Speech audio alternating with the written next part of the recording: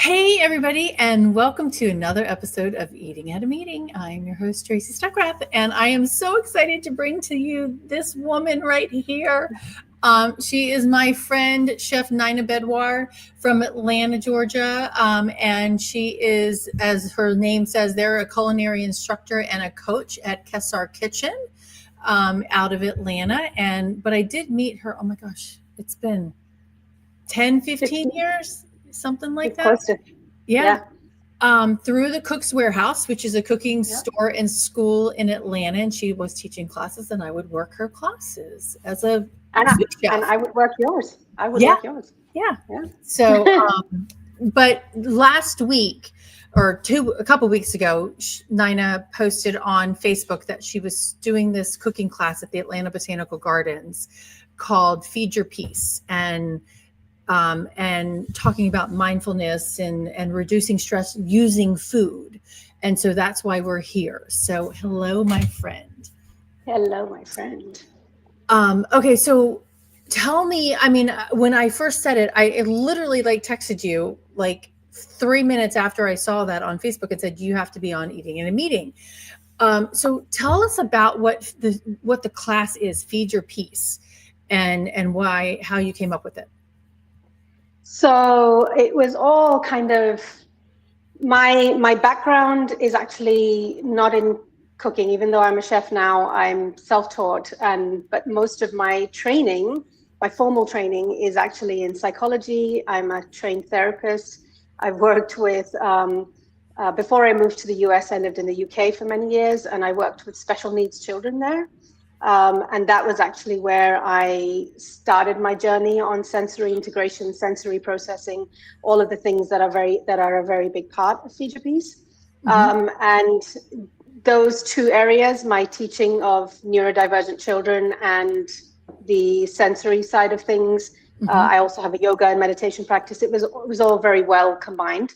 And then I moved to the US in 2013 and started the cooking thing, which was actually something that I've always wanted to do. But then the sensory stuff kind of got pushed to the side and was carrying on parallel, but didn't have anything to do with the cooking. And then in September 2023, I was invited by the Piedmont Hospital Women's Heart Program, who I also do a lot of cooking classes for. And they were doing a 10th anniversary celebration down in Serenbe, which did not have any kind of kitchen facility. So there was nothing, there was no sinks, I couldn't clean up, I couldn't do anything. Oh, wow. And they said, but we still want you to have a presence. So I said, but if I can't cook, then what do you want me to do? So because I was so used to being in that role. Right. And then I had a look at the schedule, and it was like meditation, and then there was like body scanning, and there was all this kind of stuff, more of the spiritual stuff. And I thought, hang on a minute, I do so much of that as well.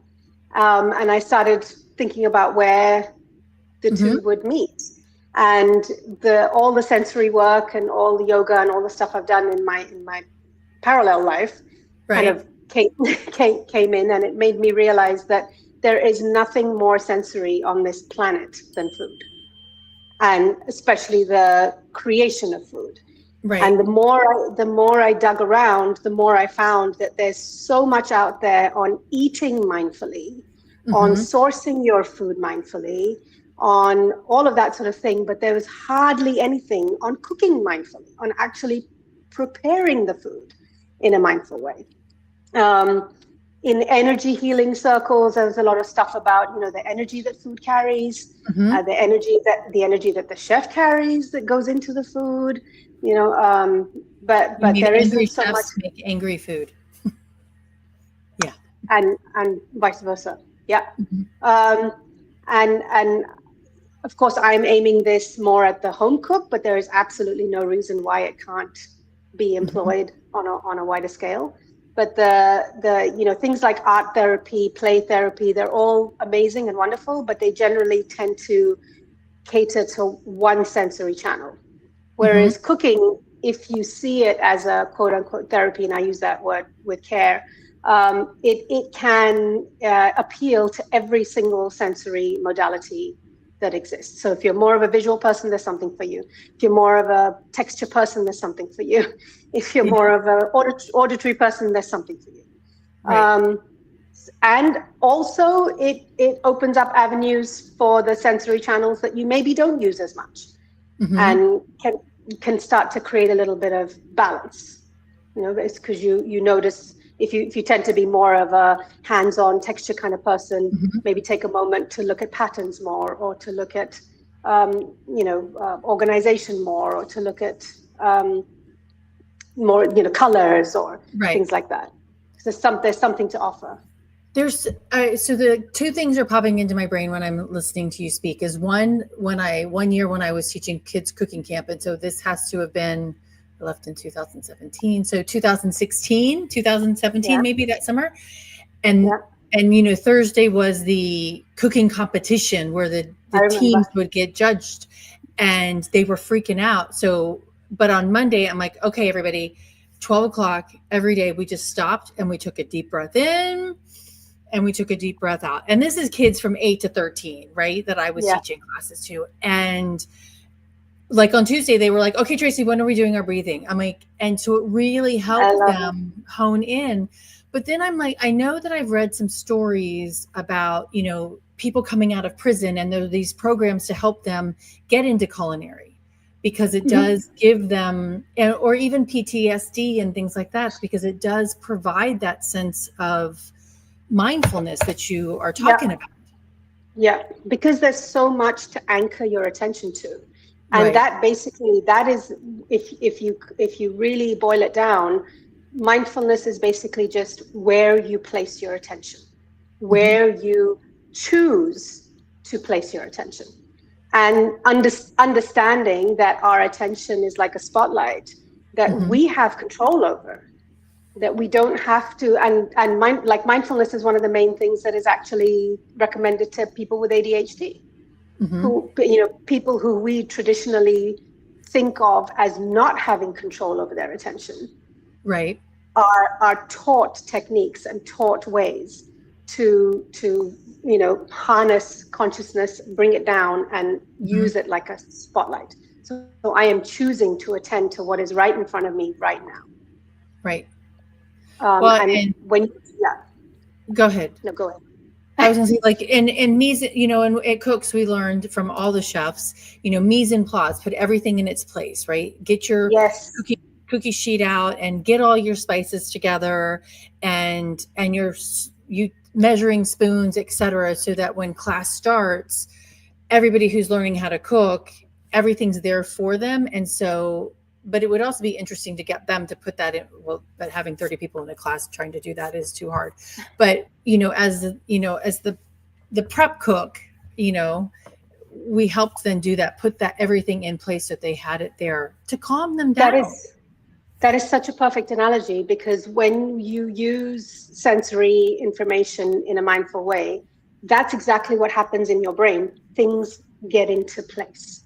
And then when you launch into the recipe, which is life, you're able to attend to everything that's coming at you in a much more, in a much more measured and calm way, and not let it throw you off balance as much as, and develop things like anxiety and stuff like that then tend to spiral. Well, and so it's like a mise en place of, there's so many analogies. It's ridiculous. Yeah. Well, and when I don't do it when I'm home, I'm like, okay, I need to get this and I need to get this, and oh crap, I already put this on the oven and now I need to add this, and it adds chaos. So when you're teaching these classes, is Botanical Gardens hands-on, or are you just teaching the class? Cooksware classes. Go ahead. I decided that the only way that I could get this across is in some kind of hands-on way. I've even done virtual with somebody in England and stuff, but it has been, they've been cooking and I've been cooking, and we've got the same recipe and we're mirroring each other. But the practical aspect, so far at least, in how far I've developed it, is I feel like needs to be experienced in order to understand it. So I do discuss the theory, and then, so for example, we do like a no heat recipe at the beginning of the class, like a salad or something like that, where we start to understand how sensory information enters our bodies and how we can use that to get into our bodies, out of our heads and into our bodies. And as soon as you do that, the chatter up here starts to calm down a little bit. And basically, that's what mindfulness does. Mindfulness puts space between your thoughts until gradually, you're just not up here so much and you're more grounded. More grounded means what? It means more in your body. Right. Focusing on today. Yeah. And there are so many ways that you can do that. You can go to a yoga class, you can go to the gym, you can, go see a somatic therapist, you can go for a swim, you can go for a walk in nature. You can do all of these things, but and they're all amazing. And I'm not dissing any other kind of approach, but all of those things require you to take time out of your routine and your schedule.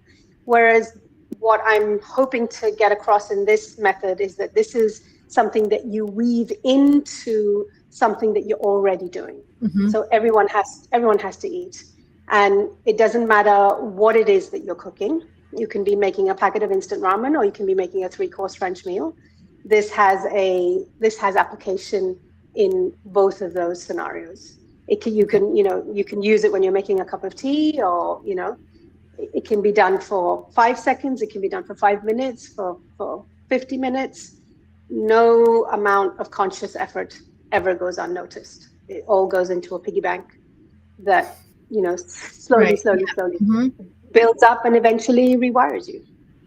Well, and that was going to go into my next question that I was asking you. How can we flip that narrative into one of presence and peace in the kitchen? And it is that. It's like you, because you mentioned tea, and like steeping your tea, like for 5-10 minutes, like using that time while the water's boiling, and then you're steeping the tea, but using that 5 or 10 minutes. All right, my friend Emily is over, and Peppy Perry is on here, I think. Hi, Peppy Perry. He worked with us. I love it. Sorry, everybody. Yes, my goodness. She's asking your Instagram handle, and I am gonna pop it in here. There it is. It's gonna save. Put it on the ticker, but it's Kessar Kitchen. Do you see that, Emily? I'm gonna put it up there, and then I'll tag it and put it into the Instagram feed. So she's watching on Instagram, and so is Peppy Perry. Yes, I love Peppy Perry. He used to work at the Brookhaven store where we. Yeah. There we go. I just typed it in or posted it into Instagram. So I love that, because it's taking the time to think about what you're doing. And even my mom made bolognese last night. Did I say that? Bolognese? For all, medical stuff. Yeah. Hit the fan. But everybody's okay. But the time that she, I can hear her clicking away down there, getting all her spices out, and she's really focused, right? Yeah. On doing that. And I think that is the Zen space that a lot of people talk about with cooking. And that, but I do believe that this approach, if adopted correctly, can even help people who don't particularly like cooking, and who approach it as a chore and approach it as a, something of a punishment. And the beauty of it is it's done in teeny tiny incremental steps. It's not, I'm thinking of myself at one of my early yoga classes where there's this woman next to me who was tying herself into a pretzel, and I was thinking, oh my God, what am I doing here? And it's like, whereas this is just quiet. It's just you in your kitchen. There might be things going on around you, but it's a very personal practice. And the only one you have to measure up against is yourself. And even then, because it takes into account that we are different people every day, and we bring a different you to the kitchen every day, it's going to manifest in different ways as well. I mean, on some days I really notice patterns and colors, and some days I'm really noticing the auditory side of things. Like even when you chop, Right. Mm-hmm. Just listening to that. And actually the crux of this method, that's kind of level one, is dealing with the 5 external senses. And that's where everybody begins, and that's where I begin and continually keep returning to as well. But the next level after that is to understand that we have 3 further senses that are internal, that most people are not aware of, which is one of them is the vestibular sense, which is balance, which has a huge amount to do with just being able to stand here and not fall over. And we certainly know when that sense is off, because everybody hates feeling dizzy, and that's you. So it's one of those things where when it's not there. Right. But when it's there, you're not all that aware of it, and it's just and that is part of our design. It's part of our design as evolved human beings to put all of these things in the background and let our thinking mind lead. But the problem is our current society has gone to the other extreme, where our sensory information and our bodies have gone so far into the background, and this has come so far forward that it's just all off kilter. So actually what I'm teaching is nothing new. It's nothing new. It's just it's a confluence, it's a bringing together, and it's an attempt at regaining balance, because everybody can admit that we are a little out of balance as society, as a world, as people. Something's not right. And we need to just right the ship a little bit. Right. Yeah. Exactly. So there's our vestibular sense, which is the 6th one. Then our proprioceptive sense is the 7th one. And that is our awareness of our body in space. So the fact that I can hold my hands out right now and do this and not knock over the glass of water that's next to me is a combination of my vestibular sense and my proprioceptive sense. The way I'm standing right now, I've got my left hip cocked up a little bit and my right hip a little bit lower, just to keep myself comfortable. That's my proprioceptive sense. And that in the kitchen is things like how you hold yourself when you're chopping, how you transfer a heavy pot of water from the sink to the stove. These are all things that engage your proprioceptive sense. And when you bring awareness and consciousness to these actions, I mean, it seems silly in a way, that why should I pay attention to my body when I'm moving a heavy pot of water to the stove? You do anyway. Otherwise you'd be spilling the water all over the place. But when you coming back to that spotlight, when you actually give it your full attention, whatever you're do it 100%. When you give it your full attention, you're here. You're not off in your mind thinking about where that pot of water is leading you, and when is it going to be finished, and when is it going to boil, and when's this going to be done? And you're always staying one step ahead of yourself, which is also not necessarily a bad thing. But when you can fully engage, it's something that can only benefit you. It can never hurt. Well, and like, it's like when you cut your finger or with a knife, or like you've gone somewhere else, right? Because you weren't paying attention. And I, that just puts Gina Berry in the back of my head as well. Tracy, you don't have your fingers curled or whatever, right? But not focusing on that task at hand, because it can be dangerous when you've got a pot of boiling water or a knife in your hand. And so that mindfulness of being present in what you're doing makes that important.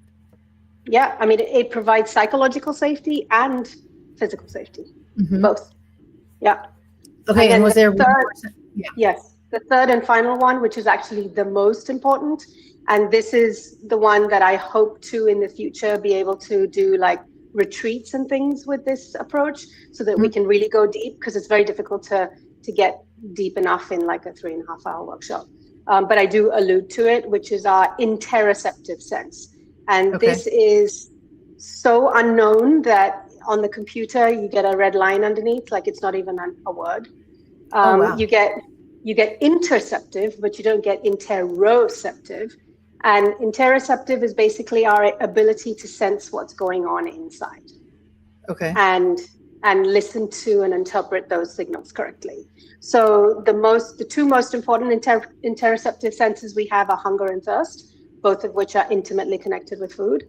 And those two are senses that we are mostly taught about right from childhood, that, are you feeling hungry, and here's what we should do about it. But what is lesser known is that every single emotion that we feel also has a sensory component. So when you feel nervous, something's going on inside. When you feel excited, something's going on inside. And we're not taught about how those emotions feel on a strictly sensory level. So that to put it in a nutshell, what Feed Your Peace is attempting to do is get you to return first to your five senses, get so intimately familiar and so good at receiving those that you develop a level of psychological safety that allows you to then feel okay about going inside. Because generally speaking, our generation and even the generation before us, we are taught to avoid what's going on inside. We're taught to think about the story behind it, and to think about what's happened externally to cause that, or think about the other person that did this or did that, but not to attend to how we're feeling about it. And I mean literally feeling on a sensory level. Like, where do you feel it? When you feel nervous, where do you feel it? When you feel excited, where do you feel it? Where do you feel? Yeah. So for you, it's shoulders. For me, it's belly. And everybody, different people will shift around. Your body will do all sorts of things to accommodate that sensation. And when you bring awareness to that process, so awareness and noticing it is the first step, and then accepting it with compassion is the second step. But that's further down the line. Just being able to accept and notice that something is showing up on a sensory level inside of you is already a huge win, because your whole system just goes like, the common saying, which is someone I've come across in America, which is, I feel seen. Yes. Right. So your system feels seen. Right. And it feels heard, because you are directing that non-judgmental awareness and attention inward. So how does that translate? And because I'm going to tie this a little bit to, at a meeting or whatever, but even at the dining room table at home, right? How does that translate to the eater then? Like what you're doing in the kitchen, how does that sensory awareness of that chef translate to the dining table? I don't have any way to scientifically prove this, but I am beyond convinced that translates to, because it alters the chef's energy, so it alters the energy that is transmitted into the food. And I call this technique an invitation to a new way of being in the kitchen and beyond, with the beyond being really important. That begin in the kitchen, purely because, not only because I love cooking, but because cooking offers so many avenues to anchor onto. But then once I've been practicing this pretty much my whole life in the more traditional teaching environment that I was in before. And in the cooking environment, I think I've been doing it consciously for maybe the last 3 years. And the difference I feel when I leave the kitchen and I go out, like, I'm practicing this sensory awareness when I'm driving. I'm doing it when I'm interacting with my kids. I'm doing it when I'm interacting with my family, with friends, with colleagues. It's constantly, it's in the background, but it's constantly on. And it's the lovely thing is, it's not on in a pressured, oh God, this is one more thing I have to do, or one more skill I have to learn kind of way. You're actually switching on something that's on anyway, but you're doing it in a really soft, really curious, playful, oh, look, I just noticed this. Oh, and so I have a good analogy. When we travel, especially when we travel to a place that is really different from where we live, we are so on. Like, oh my God, look at that beautiful red awning over the store. And oh, that smell that's coming from that, food stall. Or, oh my God, look at that person's beautiful, colorful dress. right? You're noticing, because it's all a little bit different and outside of your usual zone. Mm-hmm. And that's a reason why most of us travel, because we want to notice these different things, and we want to, obviously we want to learn and we want to grow and all of that. But the feeling that is behind that noticing, ha, ha, oh, ha, ha, that feeling, that's what we're after. You're getting it through a experience, of course, Mm-hmm. and the experience is helping you to achieve that. But what you're really after is the feeling of like, how is that Mm-hmm. making me feel? It's making me feel like I'm online, Right. like I'm here, I'm safe. Mm-hmm. Oops. Oh, lost you for a Are you second. there? You back? I can Yes. see you. All right, I can't see you. Your screen is black for some reason. Oh, I can see you. You can see me. Okay, well, we'll just keep talking and hopefully it comes. I'm gonna. It I don't becomes an want to. audio. Yeah, I can.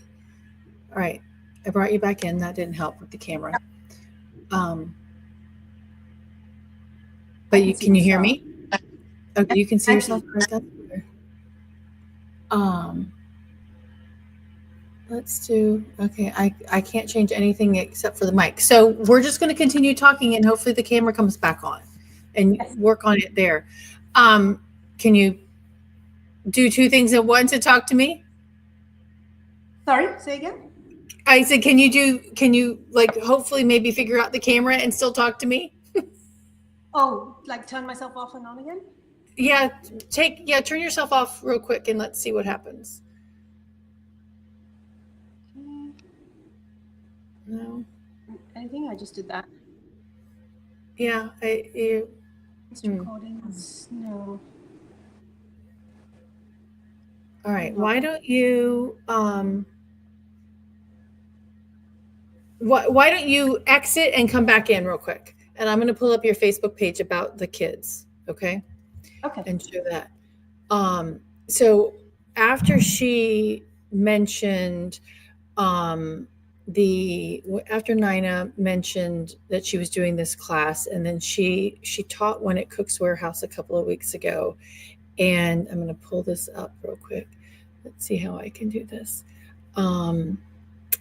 And present. I'm going to do share screen. I'm going to go to Facebook and share. So we're looking at Facebook. I'm going to just share the. How can I just share this post? So she had a bunch of kids, and let me see if I can move this in. There we go. She launched the program, and 6 of the 12 seats were booked by students from Georgia Tech. And she was pleasantly surprised and assumed it was likely to be a professor staff attending. And it wasn't. It was 6 young students walked in who were 17 to 21. And she's like, are you guys here because you were told to be here? And the response was, no, were told about the workshop and thought it looked really interesting. So they all came. And here's a picture of those students that participated in her class. And so it really resonated. And look at all that delicious food and that they made. I'm going to come back to the studio and let's see, Chef Naina adds at the stage. See, look, there you are. Okay, and I've got your class over here, showing the pictures of your Facebook thing. So your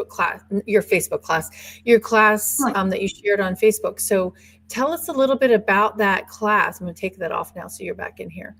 So these 6 students from Georgia Tech, did a professor tell them about it, or? I was floored because I saw GA Tech on the booking thing, and I just assumed it was professors or staff or something like that. And these 6 students walked in, and my first question to them was, is this a community service? Were you told to be here? Or are there like some hours you have to fulfill? They're like, no. We're part of a scholarship program, and every month they give us options of different things we can do. And this workshop was one of the options, and we thought it looked really cool. And more than 6 students, 3 guys. Wow. Which, up until now, I've had only women. I've had 2 men at my botanical gardens class. But, generally speaking, these sorts of workshops tend to, attract more women. And it's so much, I think it's, just as important for it to be for So us. what, and at the end of the class, what did they say? They were really, really pleased. And just so they were so engaged. And I actually have meant to, I haven't got around to it, but I wanted to email all of them just to see whether, because the, university life, I don't know how much they're actually cooking and how much of an opportunity that they get to practice. But they did say, there's a kitchen with our dorm, and, so hopefully they do get some opportunity. But it was funny because they were all engineers, mechanical. Oh, wow. And they were in a group together, and we were making a dessert that involved folding phyllo pastry. So as we were doing it, I was guiding people about, feeling the texture of the pastry, looking at how thin it is, closing your eyes and feeling the smoothness, even taking in the kind of raw flour aroma, even things that you wouldn't normally pay attention to. And the folding technique. So we had a night that was all my age or older. There's all kind of quite rustic, and there were bits poking up here and there, and it was kind of a little uneven.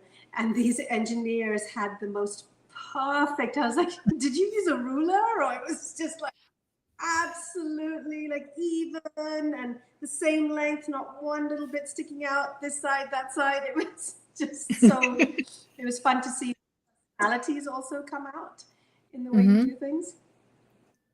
So that's really awesome. That was it. So, I mean, cool that showed up. As a teacher of that, I mean, what did you learn from them? What did I learn from them? Yeah. Just, I mean, the openness with which they were approaching this was they had a lot less. They had much fewer layers of stuff than you do at the age of 50 plus. So it was easier in a way to get through to, even though we have this stereotypical idea in our head that you have to be older to be interested in pursuits like this. And I think that really challenged my assumptions and made me see that I absolutely do have an audience in the younger folks. Right. No, that's awesome. I mean, and that could be because I mean, school is stressful in and of itself, right? And I know I didn't have a kitchen in our dorm, so the fact that they have a kitchen in their dorm to be able to go cook in, is something completely different and offers, a new avenue. Yeah. And so many chefs go into culinary, not just culinary school, but culinary environments at such young, tender ages. For of them it's a escape, for some of them it's what they want to do, but they're generally high stress environments. And knowing that you have a tool literally at your fingertips that you can employ in short bursts here and there to just keep yourself online is of value. What do you notice in the participants and anyone that you've talked to that's taken it after the fact, what shifts in participants do you notice in both in the kitchen and themselves when they're practicing mindful cooking, or, have they said anything after the fact? I've had a couple of people get back to me. One person was already a very avid yoga practitioner and stuff like that. And he said, it's this idea that I didn't take everything I've learned out of the yoga studio, off the mat, and into life. And this is an approach that is not only are you developing them, practicing it and muscle while engaged in an everyday activity. Right. So you can't help but bridge that gap between what you love, how your system is rewiring, because it's happening in real time. Well, and it makes me think because, like, so we'll be done with this, and I need to go down and lunchtime is my worst, and I'm spoiled rotten because I live with my parents, and my mother makes dinner every night, so I don't really have to think about it. But when I go down for lunch, I'm opening up the refrigerator or the cabinet, and I'm like, okay, what am I going to cook? Right? What am I going to eat? And I don't use it as an opportunity to be mindful to myself and say, hey, all right, what do you have in the rest of the day? And yeah, is there a way to use this to prep meals in advance so that, like, when I go down to lunch, hey, there it is, and I can grab and go? Or is it more of cooking the meal and then sitting down to it? It can, I mean, if you ask me, it can be done no matter what you're doing. So like right talking to you, but I 5% of my attention on my feet. Right. And feeling the position of my feet and okay, moved. And you're just kind of keeping these things in your awareness.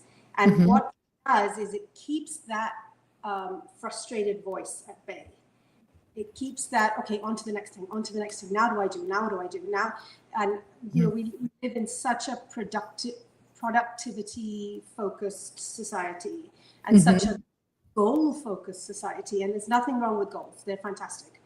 But when it's always eyes on the prize and not on the process, and you're rushing through the process in order to get to the goal. So even when you're meal prepping and meal planning, you have your goal in mind that this is to eventually make your lunchtimes easier or whatever. But as you are doing so, you're taking in colors and you're taking in patterns and you're thinking about quantities and you're thinking about quality and you're thinking about the sounds of the something as blindingly simple as the sound of the Tupperware box snapping shut. Right. Yeah. You're listening to it. And I know there are going to be people out there who are thinking, what a waste of time. But you know, that's because we've been fed this myth that our time has to be used in this way that produces something every time. That there has to be some sort of result at the end of every 10 or 15-minute portion of your day. That you have to have something to show for it. And with this approach, you absolutely do have something to show for it, but it's inside. So you can't really quantify it in a very measurable way, but you feel different. You feel more, you feel calmer, you feel able to approach more triggering aspects of your life in a more balanced way. And it's not overnight, you know, like anything, it's a muscle you have to build, it's a practice. But because it's part of the everyday, I say it's easier to, you know, schedule that therapist appointment and go and figure it out and then figure out a way to apply it in your life, do the homework. So, and I think I read this somewhere in something that you wrote about this class, and it epitomizes what you just said, and it's practical spirituality. Okay, did I lose you? All right. All right. So you said that the kitchen can be a space for practical spirituality. Frozen, now gone. Yep, I see that. Can you hear me? Okay, there you go. You're back. Okay. Practical spirituality. I can't say it the right way, but I think it epitomizes what you just said, you know, but, you know, can you sum that up in what you mean by that? Okay. Absolutely, because it is practical has the word practice at its root, and it is a practice that is woven in with the everyday. So it's very easy to be practical about. And again, to emphasize the fact that it can be done in the smallest of increments, and it doesn't have to be an hour-long thing. You can do it you can literally start with just your morning cup of coffee and leave it at that. Okay, when you shared this event on Facebook, you wrote in here, so many of us hear about and are told to be more mindful, more conscious, but what does that truly mean on a personal mind, psychologically, neurologically, mentally, emotionally, the list goes on. That consistent practice and mental, elevate and or penetrate and elevate are near limitless. And it brings me back to thinking of something that you said a few minutes ago. You were like, "Hey, you can literally at your fingertips." Like it made me think of massaging kale and then chopping onions and sautéing what's the onion, garlic, and celery thing called? Mirepoix. Yeah. Mirepoix. Yeah. Those different things and the aromas that you smell, or when the cookies are coming up. I mean, those things bring about what you're talking about. Yeah. Because what do? They just bring us into the moment. Mm-hmm. That's all any of that does. Mm-hmm. And when you think about, so back to the travel thing is like a more of a novel experience that brings you into the.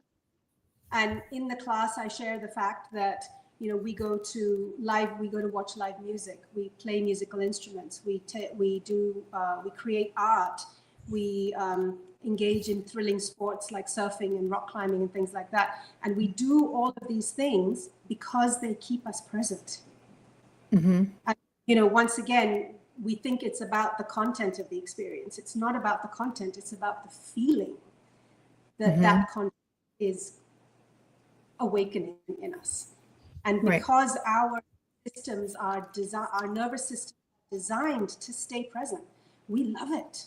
Your system starts to hum. You start to, you have less anxiety, you have better sleep, you have fewer aches and pains, you have better vision, you have all kinds of things. Your hair, nails, and teeth are better. And that's just absolutely the tip of the iceberg. And it's because this works. And it's because mindfulness has been talked about for thousands of years. And now finally we have science to back it up. And that is gradually, slowly starting to catch up and close that gap.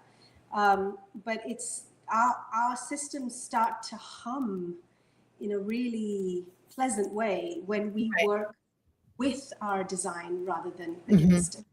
But in order to work with your design, you have to understand what your design is. You have to understand, and I try to keep it in as, get me talking about the brain and I could go on for like 3 Okay, so and I have taken mostly your Indian classes, right? Your Indian cooking classes, and you are my go-to to say, okay, can I eat this or not?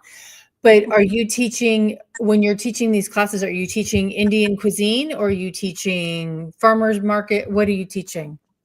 So far, and does it matter? So far, it's been a little bit more on the Mediterranean side. Okay. But almost always involves saffron, which is my favorite #1 spice. And because my business is named after it, I absolutely love it. And because it offers so much in the sensory department. It's so expensive though. All right, lost her. All right, there's Naina's website, Kesar Kitchen, and on the ticker that I was showing is her Instagram handle is Kesar Kitchen as well. All right, can you hear me? I don't know why your camera keeps going out. There we go. Okay. I'm back. I can't You're hear back. you now, though. Oh, you can't? Sorry, this is.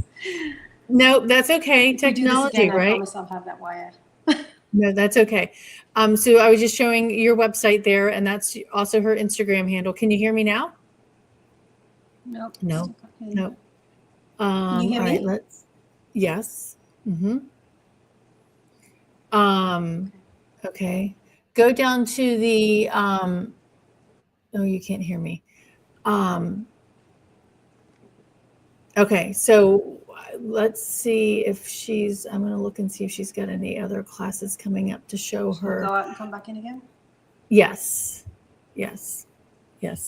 Yeah. I'm going to show you her website real quick, share screen. and so that you can check out her website. So very pretty website here, but current events. So if you want to, private events, let's see, you can hire her to teach, some private events for you on doing that. And then, here's your feed your piece. So again, if you're in Atlanta, that's where she is. But as you heard her say, she's also does them virtually. So, and she's been teaching these at Cook's Warehouse in Atlanta, as well as the Atlanta Botanical Gardens, which has a beautiful outdoor kitchen space. Okay, here she comes back in. Okay, can you hear me? Okay, I was just showing off your website. Yes, and yes, you put it together. Your 9-year-old son. My 11-year-old son. Your 11-year-old son. Oh my goodness. Well, look, tell him it looks beautiful. Yes. It looks beautiful. Okay, so I'm going to do some rapid fire questions for you. Well, you were talking about saffron because you said it's your favorite spice. It's expensive for that little tiny thing of saffron. Yeah. But the reason for because the individual threads come from the crocus flower, and each flower only gives 3 every year. And wow. And who's responsible for plucking that? You should see the videos on YouTube. And that is one of my top bucket list items, is to go to Iran finally when it's safe, find some of my rich sites that my family is originally from, and pick saffron. I mean, that would just, I could die after that. Very happy. Okay. Well, I look forward to seeing that trip for you. 3 per flower here, hand picked, hand dried, hand packed. Very, very labor intensive industry. Wow. More expensive than gold by weight, but we use a hell of a lot less than you do. Right. So right. It works. Yeah. Works out. And when you're using it, how many, because 3 per, like in a recipe, do you need just 1 string? It's impossible to measure. Don't ever try to measure saffron, because it will fall out of the spoon. It will go all over your counter, and you can't waste a single thread. So you just take a pinch, and generally speaking, what fits between forefinger and thumb is a small pinch. 2 fingers and thumb is a medium pinch, and 3 fingers and thumbs is a very generous pinch. It's very unlikely that you would ever have to do that. It's mostly either 1 or 2. And then you put it into one of these little coffee pestles, which have like a slightly gritty interior. And you add a little pinch of sugar, because you need something that is a bit abrasive to help break this. And then you grind it, and it turns into this beautiful rose ash-like powder. And that's actually another big part of Feed Your Piece, which I really draw people's attention to, which is transformation. There's so much transformation in cooking when things go from one state to another. And just appreciating that, a second ago you had these beautiful, delicate threads, and now they're this powder, which looks different, smells different, acts different. And it's also how you can make parallels between that transformation and your own transformation. There is a chef on LinkedIn that I follow, and you would love it, because he's been showing different ways to reduce food waste. And so he would take saffron or whatever, and he's like, here's 12 different ways that saffron is this. And like, he took a piece of bread and he's like, here's breadcrumbs, here's, powder, here's this. And that just reminded me of that. And it's just so very interesting, because that's part of that whole feed your piece too, is like understanding how this food can be used in a variety of different ways. You start to relate to it differently, so that you have a little bit more reverence. Right. You take a bit more care. I need to go back and find what his name is, because all of his posts are very intriguing to me. But okay, so some rapid fire questions, and I will send you his link when I find it. What's your go-to comfort food when you need peace? Almost certainly something Indian. And for me, it's a texture thing. So it has to be something soft and like a little bit squidgy, a little baby food kind of texture. Okay. So in Indian food, you have this lovely dish called khichdi, which is like a mixture of rice and lentils. It's kind of like a lentil risotto. Really soft and it's nutty. And then you have this spiced oil on top with garlic and onions. And I think I might make myself some for lunch. I was like, I might go to the Indian restaurant downtown. Yeah. Okay. And you already answered this question, but the spice you couldn't live without. So, right. Saffron. Yeah. Cooking. Dad laughing, going, yeah, you would pick the most expensive one, wouldn't you? Hey, you taught me well, Dad, right? Yeah. Exactly. Yeah. Cooking solo or cooking with others, what feeds your peace more? I think based on my current phase in life, because I'm a mother of 2 young kids and I get quite a lot of people interaction in my classes. So it used to be with people, but I think in the phase of my life that I currently am, solo is. Yeah. Yeah. Especially when there's nobody home, it's a joy. One mindful habit you practice daily outside of the kitchen. It's like I said, it's this sensory processing, sensory integration thing, and just always being kind of a little bit aware. And then when I know that I'm not, I come back. So in the same way as yoga teaches you to come back to your breathing, I tend to do more sensory things. So like even when I'm driving, I'll feel the seat behind my back. It kind of brings you back. I like turning off the radio. Yes.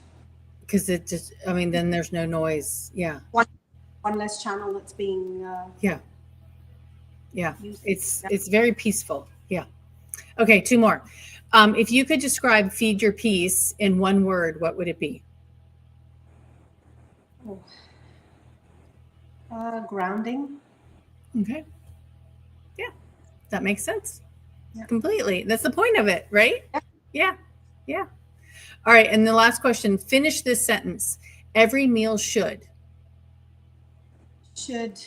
be relished with gratitude. I like that. I like that. Well, thank you, my friend. I'm so excited. It's an honor.